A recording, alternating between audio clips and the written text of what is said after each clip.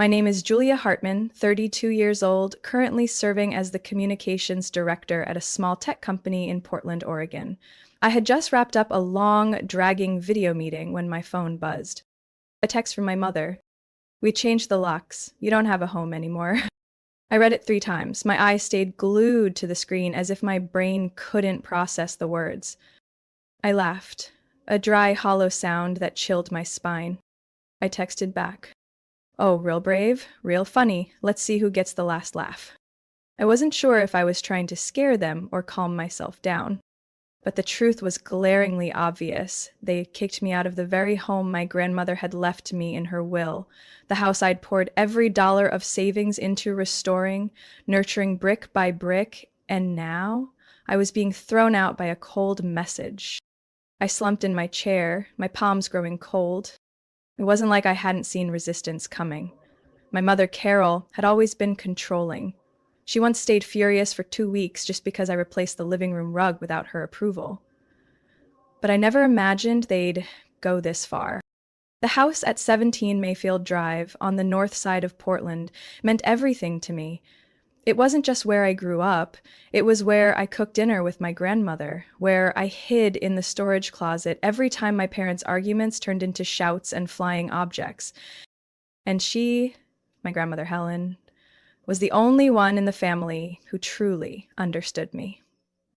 When she passed away last year at the age of 94, it felt like the world collapsed around me. But then, during the will reading, her lawyer handed me a copy, stating clearly, "I leave the house on Mayfield to my granddaughter Julia. It belongs to her. Because only Julia truly understands it." My mother went rigid. My father, Dennis, turned red and hissed through his teeth. "This can't be right. Your mother was already senile." But the will was legal, notarized, witnessed, and I was the sole owner. Back then, I naively thought, they're just in shock. They'll come around. I even said, "I'm not kicking anyone out. I just want to preserve things the way Grandma wanted." They said nothing, but the look my mother gave me, it sliced through my chest. A few months later, I moved into Mayfield and began restoring the decaying wiring and plumbing. I preserved every original window frame, every weathered brick. What I didn't expect was that preserving would make them see me as a traitor.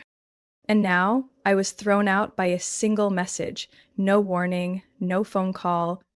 I tried my key in the new lock, hoping for a miracle, but of course, nothing turned. I knocked. No one answered. The curtains in the living room were drawn, and my father's gray pickup was parked in the driveway, like a clear message. "Get lost." I grabbed my phone and called my mother. No answer. Called my father. Voicemail. I was about to call my brother, Ryan, when the next text popped up. "Don't cause trouble, Julia. This is for the good of the whole family." The good of the whole family? What about me? What am I in this whole family? A stranger? A piece of furniture they can toss out when it no longer fits? I sat down on the steps, staring at the wooden door where my grandmother's hand once rested every morning before heading out to the garden. My heart was racing to the point of pain. I had never felt so displaced. Betrayal doesn't hit like a lightning bolt. It doesn't shock. It spreads like a slow freeze, numbing everything until you hear something cracking softly inside your chest. I pulled out my phone and texted the only person who could save me now. "Leah, they kicked me out, changed the locks. My stuff's outside. I don't know what to do." Leah replied with just 2 words, "On my way."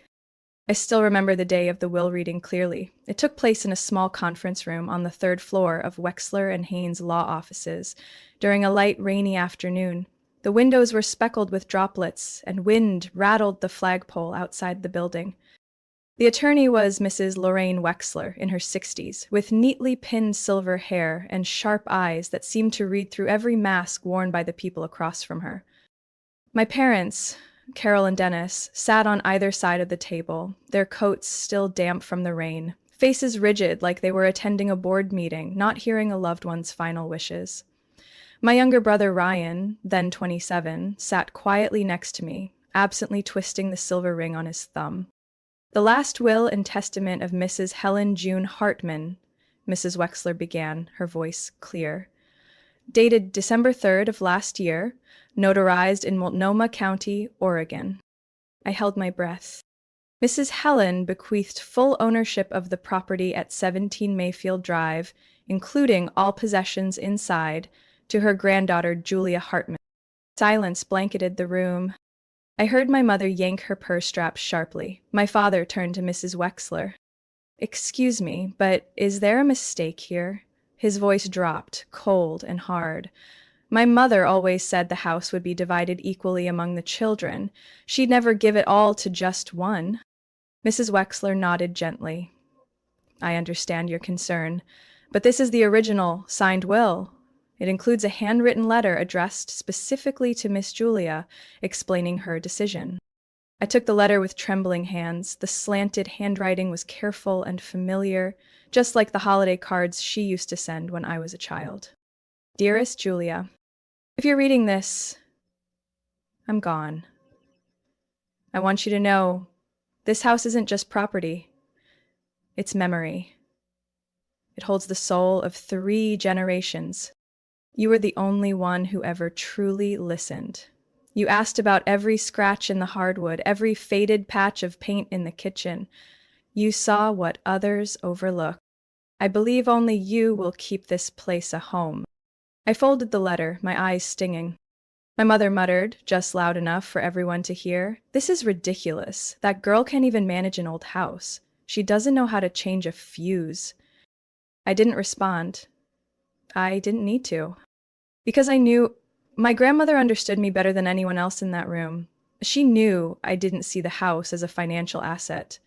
I saw it as the place where I learned to bake apple pie, where she played the radio every Sunday morning, where I hid inside the closet whenever my parents fought. After the reading, I didn't drive straight home. I sat in my car for almost an hour, watching the rain trail down the windshield. I wasn't hesitating. I just knew. From that moment on, peace would no longer be part of my life. And I was right. 2 weeks later, my mother started calling nonstop, asking about my plans to renovate and sell as soon as possible. "I'm not selling," I said flatly. "Julia, don't be selfish. Your father and I planned our retirement around the proceeds from that house." "But it was Grandma's house, and now it's mine." She went silent for a moment, then hung up. From that point forward, they stopped speaking with words, only through actions. The look my mother gave me whenever she visited, as if I were an intruder. My father avoided the house entirely. Ryan stayed neutral, texting now and then, but going quiet when I needed him most. Though I tried to keep the family ties intact, I didn't want to cut them off. I opened the house for holidays, invited them to dinner, cooked my mother's favorite dishes, baked my father's preferred desserts, and they came. But there was no laughter, no gratitude, just cold glances and silences that stretched longer than the meals.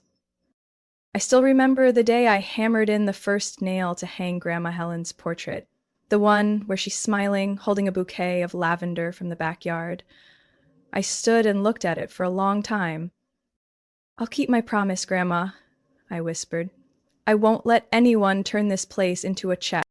I had no idea that just 1 year later, they would change the locks and force me out of that very place. No warning, no conversation, just a text message. I used to think they were just angry in the moment, that after a few months things would settle down, but I was wrong. Less than a week after the will reading, my mother started contacting law offices. I knew because a staff member from the notary office where Mrs. Wexler worked called me discreetly and mentioned they had received multiple requests for copies of the will. The requester? Carol Hartman, my mother. 3 weeks later, I received a thick envelope by mail labeled Urgent Legal Notice. Inside was a formal petition to reassess my grandmother's mental competency at the time the will was signed. The petitioners? Dennis and Carol Hartman. The reason? Signs of cognitive decline, irregular behavior, and undue influence by the granddaughter. I couldn't believe my eyes. They weren't just disrespecting my grandmother's wishes, they were smearing the memory of the woman I loved most in the world. I called my mom immediately. She didn't deny it. Her voice came through cold and firm. I did what needed to be done, Julia. That house is part of the family, not your personal possession.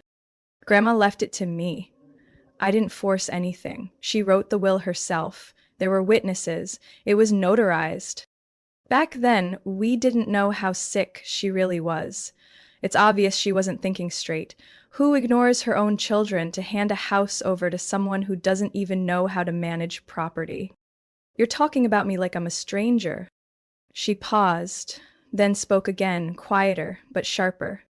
No one thinks you deserve that house, Julia. It wasn't meant for someone selfish. I hung up. Later, I discovered they'd been planning to sell the house long before Grandma passed. A longtime neighbor, Mr. Larry, who used to work in roofing, told me he'd seen a group of people in suits surveying the property late last year. When he asked, my mother told him, just planning for the future. They had started negotiating with a real estate development firm while Grandma was still alive. They weren't shocked by the will, they were shocked they lost their payday. That's when I realized I was in a fight, and no one was on my side. My brother Ryan tried to remain neutral. He'd always been good at staying out of things. When I asked directly, "Do you know what they're doing?" Ryan lowered his eyes. "I'm not involved. But if you gave it up, maybe things wouldn't be so tense." I laughed, a bitter, choking laugh. "You think this is just tension? They're trampling on Grandma's final wishes. Legally, this is my property." Ryan said nothing. He just slowly pulled his hand away from mine. A few days later, I visited the house with a structural engineer. I wanted to assess the foundation before remodeling the kitchen, but when I arrived, my father's car was already parked in the driveway. He stood there, arms crossed, eyes burning into mine. "I won't allow you to make any changes to this house. This is my property. I have every right to renovate it however I choose. You don't deserve it. You don't understand the value of this place. If your mom had known that old woman wrote the will that way, she would have stopped it." "That old woman? You're talking about your own mother." "She wasn't in her right mind. Everyone knows it." I froze. I didn't recognize the man standing in front of me anymore. This wasn't the father who taught me to ride a bike or took me camping in elementary school. He was a stranger, one willing to destroy everything for the value of a house. That night, I got an email from a company called Cascade Urban Partners. The message? An offer to negotiate the purchase of 17 Mayfield for $1.4 million. No one outside my family had access to the email address I used for real estate. Opened a new Word document and typed the heading Portland Real Estate Attorney. I knew if I didn't act fast, they wouldn't just take the house back. They'd erase every trace of my grandmother from that land. I had just landed at Seattle-Tacoma International Airport, wrapping up a 3-day business trip with a major client in the renewable energy sector. Everything had gone better than expected. I closed a 3-year deal worth over $700,000, and my direct supervisor texted me, "Fantastic work, Julia. This is a huge step forward." I was tired but relieved. All I wanted was to go home, the home my grandmother kept warm for over half a century.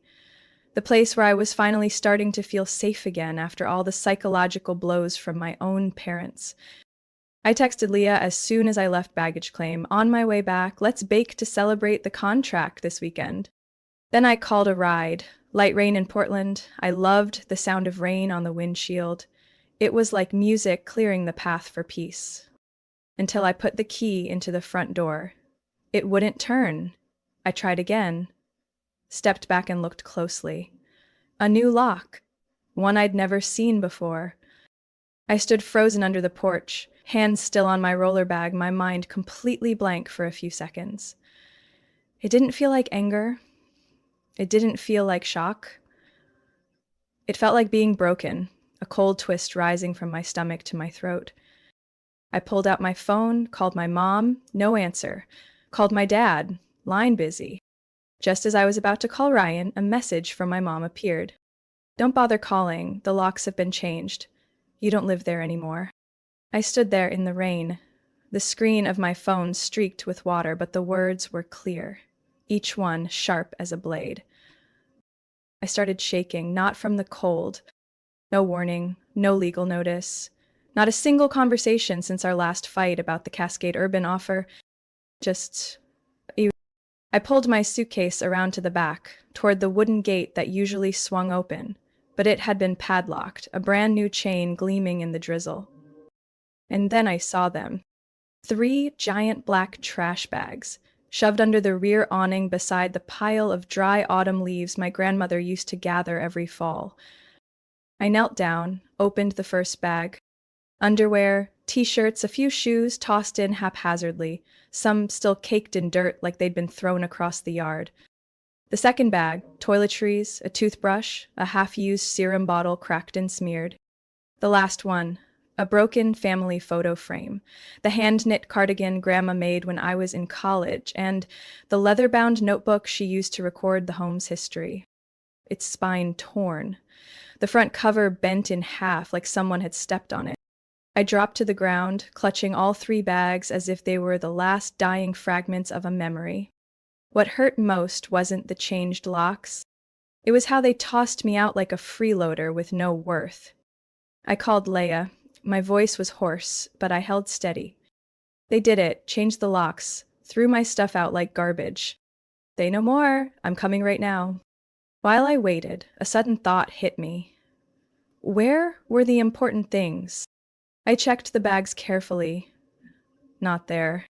The wooden box with all my personal documents, passport, birth certificate, the copy of the will, the bracelet Grandma gave me, engraved. Helen to Julia, keep going. The USB drive with her reading poetry and bedtime stories to me as a child. All gone. When Leah arrived, she said nothing, just opened the trunk and helped load the bags. Her face was pale, but her eyes blazed. You're not staying here another night. You're coming home with me. We'll see a lawyer first thing tomorrow. I couldn't say a word. I was drained. That night, lying on Leah's couch in the dark, I didn't feel angry. I didn't feel hurt. I felt only one thing left: resolve. The next morning, I walked into the law office with a mix of exhaustion and tension, stretched thin like wire. Leah came with me, holding 2 lattes. One for her, one for me. Unsweetened, extra ice, just the way I like it. The building was in the Pearl District, with a red brick front, tall glass doors, and a sign that read, Amber Doyle, Attorney at Law. I found her name on a legal forum for victims of illegal eviction, with dozens of reviews calling her someone who doesn't flinch at any system. Amber looked around 40, with short black hair, sharp features, and icy gray eyes.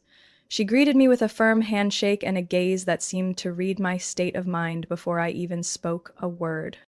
Julia Hartman, please come in. We sat in a small meeting room, the walls lined with awards and framed court victories. No flowers, no family photos, just pure performance. I told her everything, every detail, from the will reading to the moment I found my belongings dumped near the pile of dried leaves. I handed over a copy of the will, photos of the discarded items, the message from my mother, and a list of the missing valuables. Amber didn't interrupt once. She just nodded and occasionally jotted down notes with a fountain pen, underlining phrases like no court order, notarized will, and missing personal property. When I finished, she leaned back in her chair. Your parents changing the locks, dumping your belongings, and holding your personal documents counts as an illegal eviction, especially severe since you're the legal property owner under a notarized will. I nodded. I knew that much. What I wanted to know was what I could do. I'll file an emergency injunction with Multnomah County to restore access to your property. At the same time, I'll file a civil lawsuit for damages due to unlawful eviction, property withholding, and emotional distress. Can they counterclaim? I asked. They can try, but Oregon law prohibits self-help eviction, even within families. Locking you out without going through legal channels was completely unlawful. Leah, sitting beside me, gave my hand a quiet squeeze under the table. Amber went on, I'll also request the police open an investigation into the unlawful withholding of personal documents. If they submit false reports or try to blame you, we'll use their own messages as counter evidence. I was quiet for a few seconds. A question slipped out before I could even think. Can I win? Amber looked up, eyes steady. I don't take cases I don't believe I can win. I signed the service agreement that same morning. 2 days later, the complaint was filed with the court. The materials included a notarized will with my name, photos of the house, the new lock, and trash bags containing personal belongings, a text message from my mother, a list of missing items, including those with emotional and legal significance, a technical report from a contractor confirming I alone paid for all renovations. 3 days after that, I received notice. An emergency hearing was scheduled for the following Monday, and just when I was preparing mentally for court, something unexpected happened. I got a call from the Portland Police. Miss Julia Hartman? Speaking. We'd like to speak with you regarding a theft report tied to the property on Mayfield Street. The complaint was filed by Mr. and Mrs. Dennis and Carol Hartman. I was stunned. They're accusing me of theft? And we're just verifying the report. According to them, the stolen items include antique jewelry, legal documents, and a wooden box. I couldn't even laugh. They're the ones holding those items. They kicked me out and kept everything. I called Amber right away. She listened in silence for a few seconds, then said, "They're trying to build a character counterattack, trying to blur your legitimacy by turning you into a suspect. What should I do?" "Nothing. I'll take care of it. From now on, all contact with them goes through me." That afternoon, Amber filed a motion with the court to expand the complaint, adding a charge of false reporting to law enforcement intended to intimidate the plaintiff. That evening, sitting on Leah's sofa with a hot cup of tea in hand, for the first time in weeks, I wasn't shaking anymore. 3 days before the emergency hearing, I received a strange email from an unfamiliar address, Margaret Holden 19948, with the subject line, "About Helen, important." I nearly ignored it, thinking it was spam, but the first line stopped me cold. "Julia, you don't know me, but I'm Helen's maternal half-sister, your great-aunt. I have something Helen left behind, with strict instructions to only deliver it if the family turned against each other after her passing. Call me. Here's my number." I read it over and over again. My heart pounded like shoes echoing on an empty wooden floor. I remembered Grandma mentioning the Holden name a few times when I was a kid. She once said, "Margaret's not the warmest, but she keeps her word." I called immediately. The voice on the other end was that of an older woman, firm but not harsh. "Julia?" "Yes, it's me, Helen's granddaughter." "I know. She always said you were the only one who still carried decency in that mess of a family." I choked up. She didn't ask what was happening. She simply said, "I think it's time you take back what's yours." I drove nearly 3 hours from Portland to a tiny town called Ashwood, Oregon, a place with just one gas station, a repair shop, and a small church tucked between valleys. Margaret greeted me on the front porch, slim frame, gray cardigan, eyes darker than the overcast highland sky. "Come in, don't be polite." Helen hated small talk. The house smelled of cinnamon and dry pine wood. She led me into the living room, pulled out a hidden drawer behind an oak cabinet, and retrieved a thick envelope sealed with red wax. She left this 1 month before she passed, told me if Julia ever gets pushed around, give it to her personally. I didn't think it would come to this.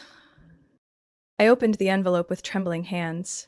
Inside were a handwritten letter spanning more than 3 pages, clearly dated, a printed email exchange between my parents and a real estate development firm called Norwest Structures, a blue USB stick labeled, "If they deny it, open this."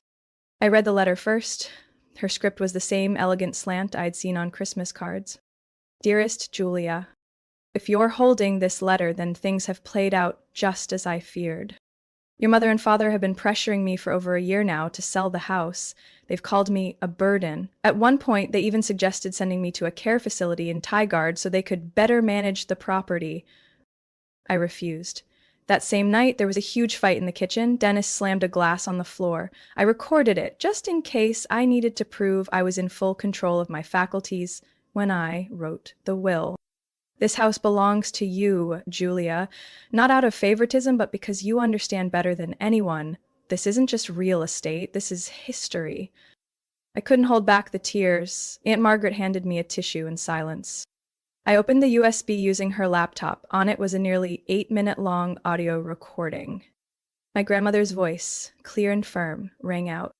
I, Helen June Hartman, am of sound mind and fully aware of my actions. If anyone, including my daughter Carol, claims I was mentally unfit, please listen to this recording.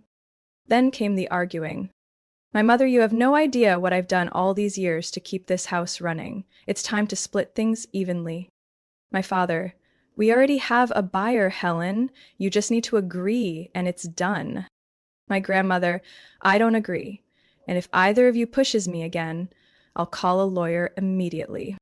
At the end of the recording came her breath, sharp, then soft, as she whispered, I know they won't stop, but Julia will stand firm. I turned to Aunt Margaret. She nodded once. Now you know how much she believed in you. Let them see who they underestimated. I hugged her tightly before heading back into the night. There was no fear in me anymore. The next morning, I brought everything to Amber's office. She held the recorder, played it all the way through without saying a word. Then she turned to me, her voice steely. They just dug their own grave. Amber opened her laptop and started typing. We're not just protecting your ownership now, Julia. We're holding them accountable for deceit, intimidation, and slandering the memory of the deceased. I sat down, mentally buckled in. The real battle had begun. The day of the hearing, Portland's sky was gray and cold, as if the universe itself was holding its breath with me. I wore a navy long-sleeve dress, my hair tied low, face lightly made up, but resolute. Amber told me I had to look put together enough to inspire confidence, but tired enough to prove I'd been hurt. Multnomah County Court sat on 5th Avenue, right near Chapman Square. I arrived 10 minutes early. As I entered the courtroom, I saw them sitting there. My father in a worn-out suit, face flushed with bottled-up rage. My mother in a beige blazer, clutching her handbag tightly, eyes avoiding mine. Sitting beside them was a gray-haired man in a black suit, expressionless. That was their attorney, Paul Ferris, known around here as the sledgehammer in inheritance disputes. We sat across from them. Amber didn't look the least bit worried. She opened her laptop, pulled out a thick file, and placed it neatly on the table. The judge was Judith Thompson, in her early 60s, stern face, pen in hand, and clearly didn't need anyone to remind her of the case details. The hearing began. Paul Ferris started with a polished tone. Your Honor, my clients only wish to preserve the value of the home, a legacy of the Hartman family, and prevent it from being commercialized. They believe Miss Julia was emotionally influenced by Miss Helen in her old age and that the will was improperly swayed. Amber didn't respond immediately. She waited for him to finish, then stood, composed and sharp. Your Honor, these are nothing more than assumptions. Here's the evidence. A legally notarized will, a handwritten letter from Ms. Helen, a voice recording clearly showing her awareness and mental clarity when bequeathing her estate. Additionally, we have emails proving the defendants had begun negotiations to sell the house to a developer even before Ms. Helen passed away. Amber opened her laptop and plugged in the USB. My grandmother's voice rang through the courtroom. I, Helen June Hartman, am of sound mind. Then came the arguing voices of my parents. My mother whispered, "Oh God," and bowed her head. My father turned his face away. Neither of them spoke a word for the rest of the morning. When Amber wrapped up her statement, she presented 3 demands. The court must order the immediate return of the house and all associated assets to me. My parents must issue a formal written apology. They must compensate me for legal fees, living expenses during my unlawful eviction, and agree to stay at least 200 feet away from the property unless written permission is granted. Judge Thompson flipped through the documents again, then looked straight at my parents. Mr. and Mrs. Hartman, changing the locks, unlawfully occupying the property, and defaming your daughter are serious legal violations. Even as parents, you are still bound by the law. She put down her pen. I approve all of the plaintiff's requests. It felt like the air had been sucked out of the room. My father shot up. This is injustice. She's tearing this family apart, destroying tradition, and Mr. Hartman, the judge cut in, her voice not loud but firm, if you continue, I will have the bailiff escort you out. He sat down, his face darkening like a storm cloud just shy of breaking. My mother never looked up. The hearing ended. I didn't smile, I didn't sigh in relief, I just sat still, feeling the victory somewhere deep inside, not as triumph, but as release. Amber turned to me. We'll get the official judgment in writing within 48 hours, but from now on the house is yours, legally and indisputably. 2 days later, I returned to number 17 Mayfield with Leah, a locksmith, and a sheriff's deputy. The house had been nearly stripped, my grandmother's paintings were gone, the antique tea set from the glass cabinet was missing. I walked to her room, opened the old wooden dresser where she used to hide her letters, and it took me nearly 3 weeks to restore the Mayfield house after everything they left behind. Peeling walls, unhinged cabinets, even the washing machine hose was pulled out, leaving stagnant water inside. But I didn't complain. I saw it as a ritual of cleansing. Leah and 2 friends from her interior design group volunteered to help. We repainted the living room walls in a warm cream color and replaced all the lights with vintage-style glass fixtures. I didn't try to make everything the way it used to be, I only kept what carried her spirit, the grandfather clock, the oval wood frame with a pewter edge, and her beloved 3-legged tea table. The old dining room was converted into a gallery space. Natural morning light poured through the large window onto the exposed brick wall. I named the space the Hartman Room, a way to continue the story my grandmother had lived and defended. I didn't open the gallery for money. I opened it because I needed to prove that memory doesn't need to be bought or sold to survive. 3 months later, I held the first opening, a photo exhibition by local photographers centered on the theme family and distance. I still remember the feeling of standing in that crowded room, Prosecco glass in hand, looking at the evenly spaced black and white photos on the brick walls and thinking, I've truly come back. Ryan came too. I hadn't invited him, but Leah said maybe I should have. When he walked in, holding a small picture frame, his eyes still held that boyish look I used to comfort when our parents scolded him unfairly. I found this in the old basement storage under our parents' house, Ryan said softly. It's a photo of Grandma watering the garden on her 80th birthday. I took the frame. The wood edges were worn, but the light on her face still glowed. I didn't agree with what they did, Julia, but I stayed silent too long, I'm sorry. I looked at my younger brother. I wasn't angry anymore, but I wasn't ready to forgive. Grandma knew who she trusted, and now I do too. I nodded. No hug, no tears, but inside something unlocked. Since the first exhibition, the gallery has been open 3 days a week, from Friday through Sunday. I invite artists from Oregon and Washington, those who've never had the chance to show in big city venues. People from the neighborhood, once hesitant, now visit regularly. An old lady who lives at the corner of Magnolia Street told me, Your mom must be proud. I just smiled and gently replied, It's my grandmother, and yes, I believe she is. My full-time job at the media company continues, but now I approach it differently.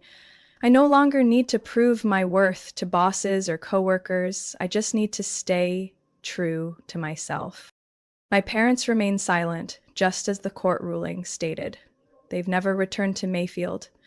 Every year my mother sends a birthday card, on the exact day with the correct name, no extra words. I keep them, not for forgiveness, but to remember boundaries. And Aunt Margaret, the one I never knew, has become someone I call at least twice a month, She often tells me stories about Helen's younger days, how she dropped out of school for a year to pursue photography, how she almost ran away with a lover before meeting my grandfather. These pieces of memory, small as they seem, help me understand her differently, not just as the stern grandmother, but as a woman who had been brave, romantic, defeated, and still chose to love. That winter, I hung the largest photo at the center of the gallery. My grandmother sitting in a wicker chair on the porch, sunlight spilling over her silver hair, her gaze resting on me, the 16-year-old behind the camera, just after an argument with my mother. Below the photo, a caption reads, "Some homes are not built from bricks, but from trust." I stand in front of that photo at the end of every exhibit, alone, and I always whisper, "You were right." And I didn't back down. I don't need anyone's approval anymore. I just need the peace within.